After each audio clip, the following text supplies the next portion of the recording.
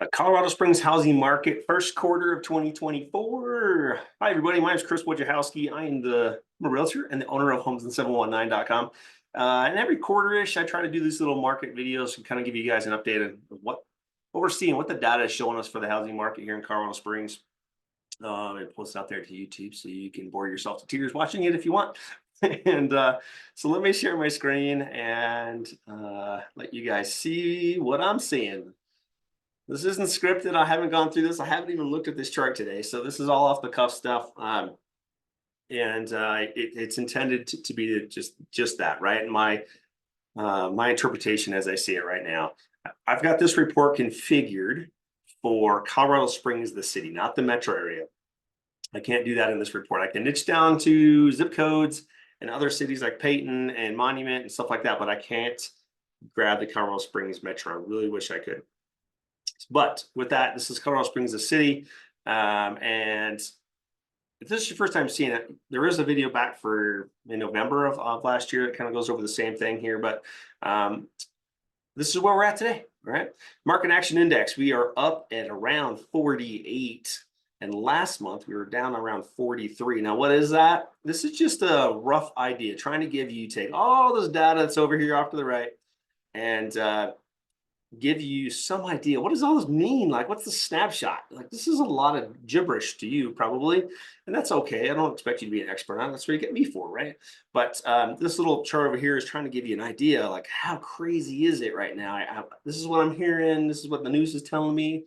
Well, this is the up to the minute, right? This chart is updated every week, and right now we're at 48. So we're kind of here in the middle between a buyer and seller's market. Back during COVID, it was this thing we pegged out near 100. In the summer, we get up to the 90s usually. So this kind of gives you an idea right now that the buyer's got a lot more pull than usual when it comes to the average house. So that's kind of nice. I can tell you, I was recently on with a buyer though, and they found we were shopping around the $400,000 price point. And we weren't seeing too many great houses in that $400,000 price point. But when we found one, if we could have put a needle on it, it'd be a lot higher than 48. Multiple offers, well over asking price to win that house because it was the unicorn in the set, right? You know, it's a much nicer house than the rest of them that were on the market. So it is a little price dependent, right? And what you're looking for and all that stuff. But over here off the right, there's a whole bunch of charts. And I'm going to go down here in a second. I'm going to show you the big chart so you can kind of see back in time because I think it gives you better context as to what all these mean. So if I come down here, and again, here's the median list price. Trying to see here if I can. There we go. I want to be able to turn off this 7-day average. It makes things really noisy, right? But median list price, where are we today? The median list price is $520,000. And I can tell you that 2/3 of our market right now for listings are above $500,000 price point.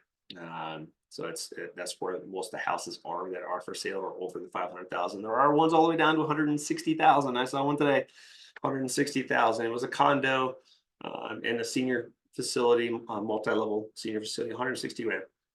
But majority of them are way more expensive than that. Here, if you look at these little diamonds, that is the same time every year. So it's really easy to compare year to year. Here in the middle, the graph gets a little crazy, right? COVID, that's the reason for that. And you can kind of see where we were back 2019 and just how high it's gone since then, right? How much it's increased. That median has gone up quite a bit. And you can kind of see, it's kind of weird here that March is the peak. April, March is the peak. March is the peak. March, it was kind of going up. And this year, it's kind of going up again, right?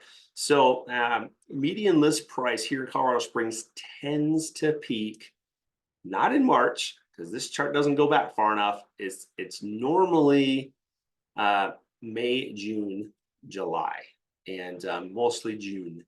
When what we call PCS season, when the U.S. military starts moving, that's typically where we start seeing the peak prices.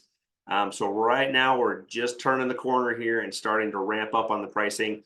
And I would bet it's going to look a lot like the last year where it kind of drove up here, and you can see the June right there, right? Like I was saying, last year that was the peak, 578. 505 went up 70, 60 grand. You know, and I would expect it to kind of do something similar this year. That's what all the charts are telling us, is that this market is going to do something similar to last year, maybe even more. So with that, let me change the chart. We'll go on to the next one. Average days on market. I don't look at this one a lot because it doesn't really help you as much as the median days on market. So let me flip to that one. Median days on market is what you're going to hear from the news, right? And it kind of, it's like the average, but it chops off all the weird outliers in the data set. So if you had somebody that's sold for, or in this case, it was, on the market for 0 days, and you had somebody out there at 4,000 days, it kind of chops that off so that it doesn't dilute the data set and make the average really weird. That's why I don't use the average. Median days on market is how long does the property take to go from on the market to under contract. It then has to close out, go through inspections and appraisals and all that stuff and close. So this is that period of time before that where you have on the market to under contract, right? And you can kind of see here right now, we are right around 62. Last year, 71. COVID, they were down in the 20s, right? Before that, you can see 68. So we're kind of almost back where we used to be before COVID land. And I think it was a little bit higher. If I went back over here, you can see there's no diamond here. So that the diamond for this period was higher than that. So we're not in a bad spot really for how long it takes to sell a house or get it under contract. And we're kind of where we would expect to be under a normal market, which is nice. And then let's see, price per square foot. I'll put it up here. I don't use this. It's if you take $225 and apply it to the square foot of your house, I promise you that is not what your house is going to sell for. It ain't. It changes by neighborhood. It changes by the type of house, the square footage of the house. So if you're using this to calculate what you think your house is worth, I don't recommend that. You're going to get a drawing number. All right. Properties, throw that 7-day average again. Properties with a price decrease. So what does that mean? Properties that are put on the market, how many of them have to take a price decrease before they sell? Right now, we are showing about 38%. I can tell you normally it's around 33, right? If you put a slope line in here, it's not too far off. That 33% of the houses that are put on the market have to take a price decrease before they actually sell. And that would be considered normal. So we're kind of about there. I recommend in this market too that you try to get that price right. Don't go off of what your neighbor sold it for, what you saw, what you think. Use data to figure out the placement of your house in the market and try to get that as right as you possibly can from day one. And if you're gonna guess, my recommendation is go a little lower or be willing to drop the price pretty quick so that you get that buyer, you get some buyer interest and get that thing sold. Don't let it sit out there forever. All right. Price increases. How many, if there's price decreases, how many of them do price increases? Well, around 5% is kind of where the norm is. COVID was really weird because people kept adjusting their stuff up and new builds kept adjusting their stuff up because the market was bonkers. But you kind of see here, we've been flatlined here for a little bit here. And that's, 5 to 10% is kind of where normal is. Next one, we're going to look at relisted. Those properties that don't sell and have to come back on the market before they sell. Again, that's about 5 to 10%, depending on market conditions. But right now, it's about where we are. So those properties went the entire term of the contract between the seller and the listing agent and did not sell for whatever reason. And then that contract terminates. And these houses came back on the market again to later sell. For whatever reason they did that, there's a lot of reasons why houses kind of go through that rotation. But the next one, inventory is always a key one to look at. Where are we at on inventory? I hear there's no houses out there. No one's buying, no one's selling. That wouldn't be true. Okay. So inventory right now is 922. That's the 90-day average. And again, these little diamonds are where we've been in the past. So when we were in COVID land and everybody wanted to buy and there were no houses, guess what prices did? Whew, through the roof. Up here we had more. December, we had more houses on the market. That's normal. It's normal to have the peaks in the winter. Our highest inventory. Nobody's buying, so the house is still in the market longer, right? So I would expect, and we're still seeing this in the data here, that this is going to continue to decline into April. You can kind of see it here, right? Just before the curve, bottom of the curve, bottom of the curve, bottom of the curve. March-ish is normally around the bottom of the curve before the inventory starts picking up. PCS season kicks off, and more houses come on the market and more buyers come on the market. So right now is kind of a good time to buy because you're not going to be competing against everybody. There are much less buyers out there, much less houses to look at. But I'm still, when I was showing houses the last few weekends, we were getting 5 to 6 houses a day for each one of the buyers that I was working with. And most of them were pretty good houses. So, there are houses to look at. You don't have to just look at one. There's a collection you can look at. And for that buyer, I think we looked at 20 houses total before they made their offer. First-time home buyers, they had to get the feel for the market, that kind of stuff. But yeah, I mean, there's stuff to look at, and you're not obligated to make an offer. So, if you're thinking about buying a house this year, right now it's not too bad. Interest rates, I think, are right around 6.6, which I get. They're not great. It makes a house really expensive.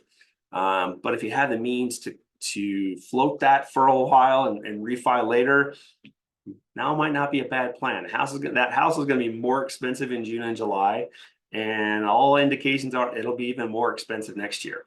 So, that interest rate thing, if you can lock in the price and live with it for a bit, so that you can refi it later when it makes sense to do that. Normally it's about 1%. So right now it's 6.6. If it went down to 5.5, that would be financially advisable to refi it and lower your payment.